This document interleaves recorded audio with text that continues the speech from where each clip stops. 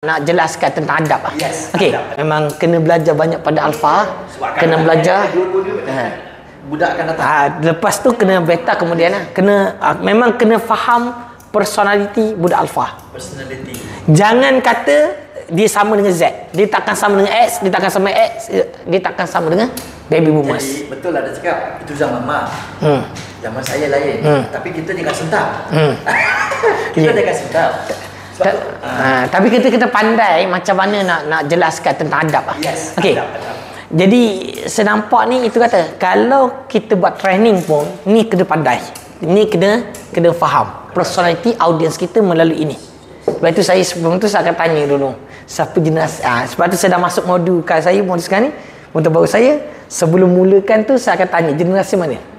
Kalau sebelum ni saya ada tentang anak ke berapa?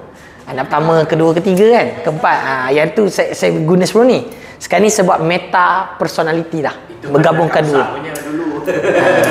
Kamsa by ni tarikh. Saya tak guna tarikh, saya urutan. Tapi ini ada berdasarkan kajian. Kita tak ambil berdasarkan metafizik. Ada orang dia kata metafizik. Tak, ini bukan metafizik, ni kajian. By industry, dia tengok pattern. Okey?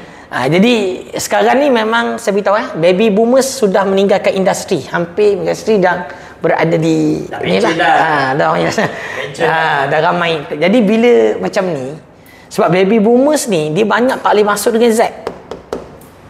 Sebab tu yang kalau kata ada pengetua besar ke pengetua ke, patut ada budak masuk memang gaduh punya. Memang itu kita faham. Kurang ajar aja lah. Memang tak kena. Banyak dia saya ceritakan Generasi Z ni, dengar Generasi Z. Generasi Z kena dengar ni. Orang Generasi Z ni dia melibatkan nilai